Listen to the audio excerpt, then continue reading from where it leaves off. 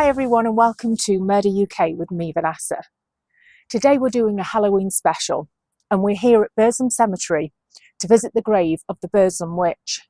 This is the true story of Molly Leigh.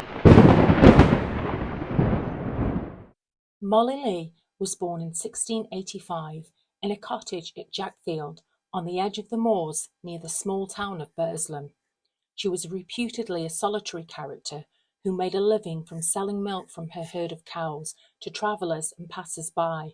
She would even travel to Burslem to sell her milk, but people would complain that she had watered it down.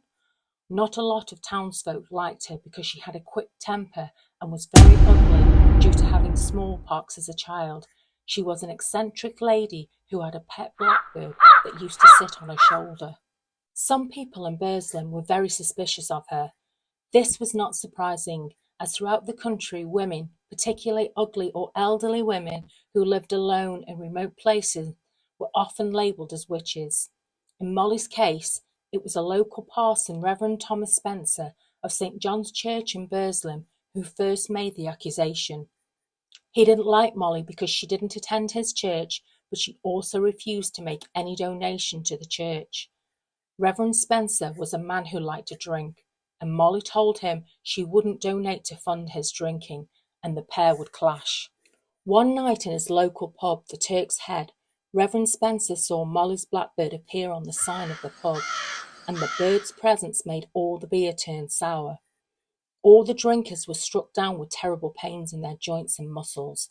Reverend Spencer staggered out of the Turk's Head and drew a pistol, aimed and shot at the bird, which flew away unharmed.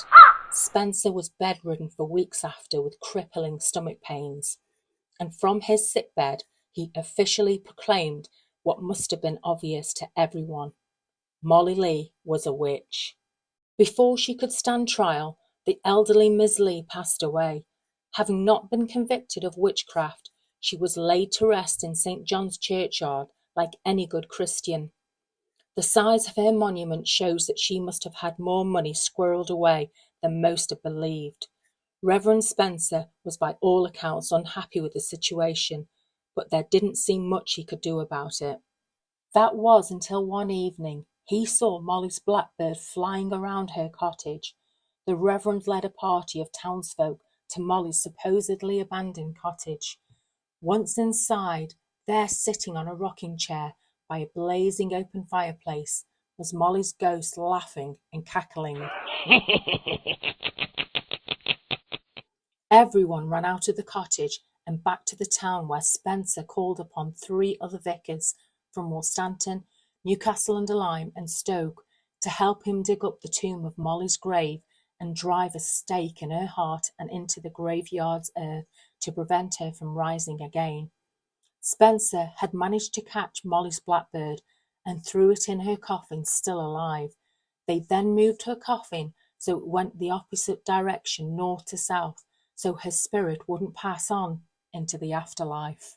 Over the years, people have said to have seen Molly Leigh's ghost walking through the town of Burslem with her blackbird.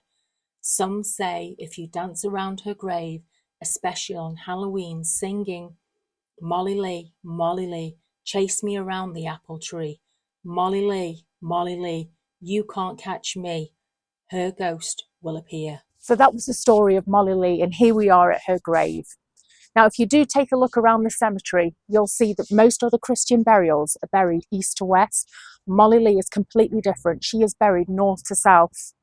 And the reason for this is basically her body is incarcerated and they didn't want her to go to heaven.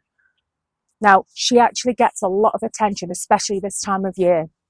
People will come to her grave, they'll chant, and they believe that her spirit comes alive. So I do hope that you have found today's story interesting. Don't forget to share, subscribe and like. Until next time, take care, stay safe, bye for now.